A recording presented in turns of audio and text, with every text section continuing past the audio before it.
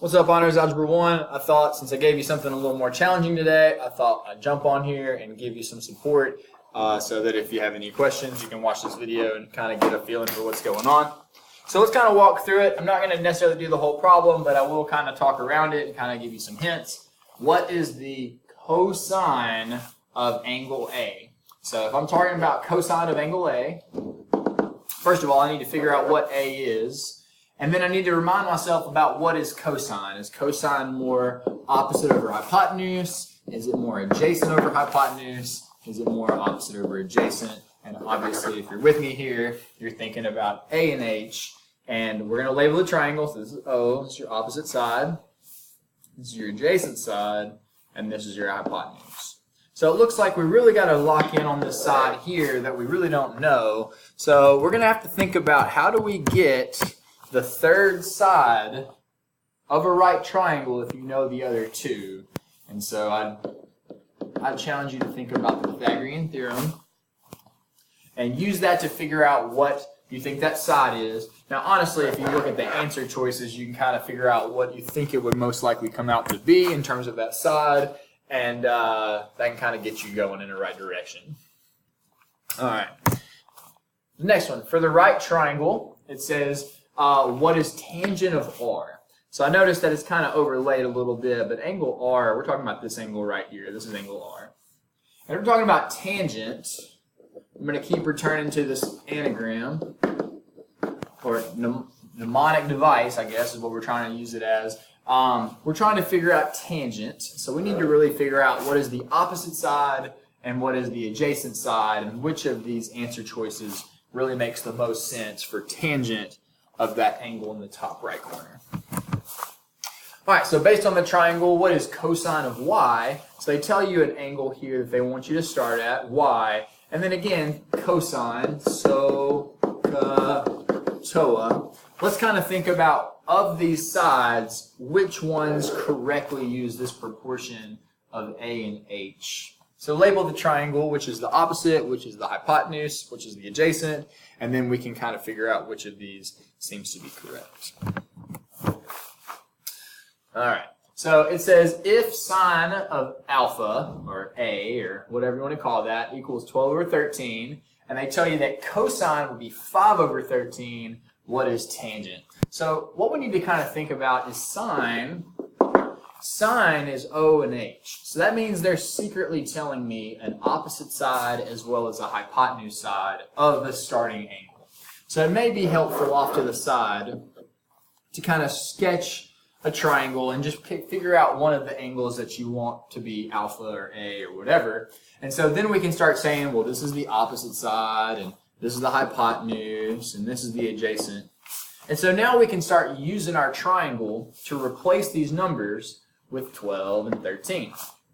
We know the opposite side's 12, we know the hypotenuse is 13, and similarly with cosine, we know that that's the A and the H, or the adjacent side, so we really know all three values given these ratios. So lastly, based on tangent of alpha, what would the O and the A be? What sides come out to be O over A? An 8-foot ladder is leaning against a wall, making a 60-degree angle with the floor. So let's kind of get a picture going. Here's your floor, and here's your wall. And that obviously is a 90-degree angle. And so we have our ladder. Our ladder is, propped up against the wall. And it even tells us that we have a 60-degree angle with the floor. Here's the floor. And here's the wall. And so, what is the height of the ladder where it touches the wall? Now, height of the wall where it touches, what is the height of the ladder where it touches the wall? It says an 8-foot ladder leaning against the wall, so before we label this as X, which can be very tempting when you see what is the height of the ladder, we have to remember that we know it's an 8-foot ladder right here, okay? So when it says, what is the height of the ladder where it touches the wall, I think they are asking here, what is just the overall height that it's on the wall here. So we're going to label that as X. So now, let's kind of go in here and figure out, are you using sine, are you using cosine, are you using tangent, and which of these seems to best represent the way that you would calculate the overall answer. An object 4 feet tall casts a 3-foot shadow. Let's say that object is a person. Okay, so you've got the sun up here and it's beaming down. And that shadow is cast on the ground. Okay, and so what we're going to look for is this overall height is given to be 4. We know that. And then it says that casts a 3-foot shadow. So there's our shadow length. And then it says when the angle of the elevation is theta, what is tangent of theta? So if I complete the triangle, we're talking about that angle of elevation so that you're looking up at the sun from the ground, and we're trying to figure out what would tangent of theta be? What would the ratio come out to be if you're using the opposite over the adjacent concept? All right, sides of a triangle are 5, 12, and 13. What is the angle between the two shortest sides? So if you're familiar with Pythagorean triples, we have 5, 12, and 13. Now, the smallest angle is always across from the smallest side. So if 5 is the smallest side, that makes this angle up here in red the smallest angle. Okay? And then, of course, 90 is the biggest angle, and the one in green, well, that's also going to be smaller than the hypotenuse, but still bigger than this angle in red because it's across from 12, and 12 is the middle-sized side. So what is the angle between the two shortest sides? Well, the two shortest sides are 5 and 12. So what angle is between them? CD is an altitude of an equilateral triangle. So let's say I had an equilateral triangle and all the sides are the same.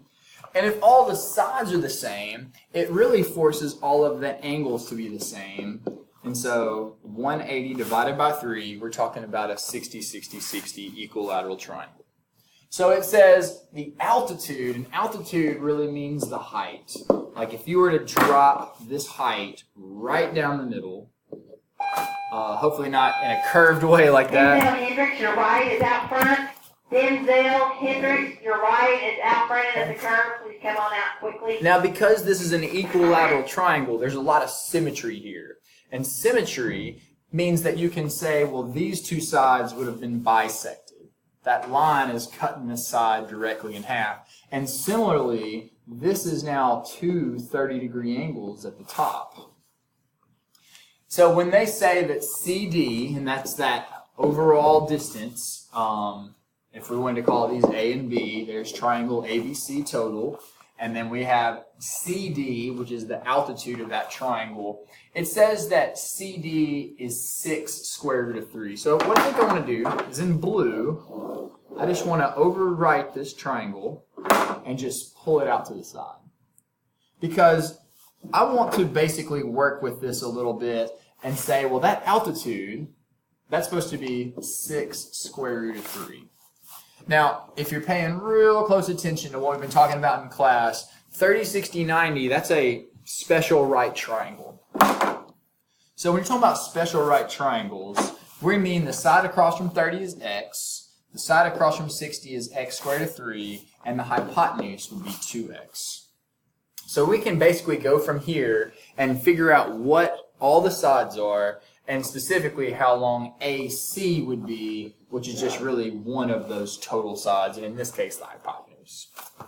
All right, guys, so hopefully that helps. Please come in with your questions. We'll do the back together. Remember that I gave you a bonus opportunity today if you can attempt the last 4 from the extension that I did with Algebra 2 and special right triangles with sine, cosine, and tangent using the 360 degrees around the coordinate plane. Anyway, hope you have a good day, and I'll see you tomorrow.